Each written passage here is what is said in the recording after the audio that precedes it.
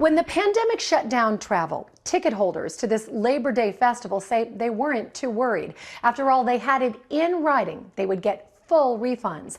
Now, months and countless attempts later, some are furious. They had to turn to the media to hold Steve Harvey to his promises. One look at the quiet exterior of this building in Atlanta, and it is hard to imagine a party like this could have been planned there. In fact, the people who paid to go to this year's Steve Harvey Sand and Soul Festival aren't sure exactly who planned it or who still has all of their money. I wish somebody would tell me where they're at. Because they don't answer the phone, they don't answer emails, they don't answer messages. I've tried everything I could to get in contact with them. Last month, we introduced you to Janetta, Courtney, Jamil, Tracy, Veronica, and Janelle. 6 women who have spent months trying to get their more than $15,000 in refunds for the canceled party in the Caribbean. Now add to that list Pamela, Gail, Deborah, and Ronnie. It's nice to have a dude. Well, I want my refund.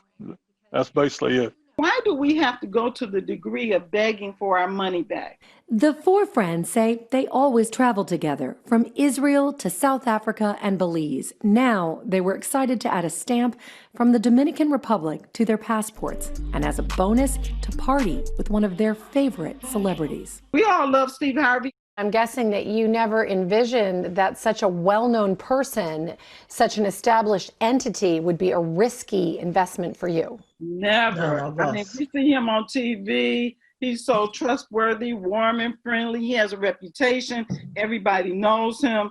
This is a credible person in our community that we all know and trust. So I never thought that it would come to this. Never. Steve Harvey's fame and fortune may be well known, but the identity of the third-party vendor holding all the cards here is not.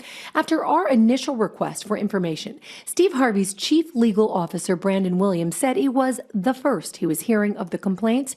He said a third party managed the planning and then promised full refunds.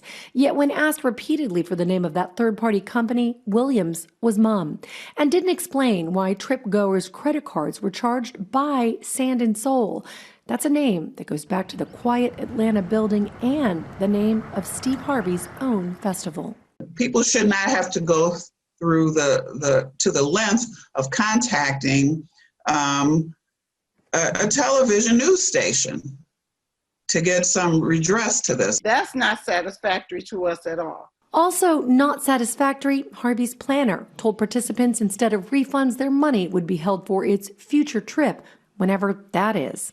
In their case, $7,000 pulled from retirement funds that has these childhood friends no longer laughing with their formerly favorite comedian. If this is a man that is so serious about his money, he should not be so haphazard with ours.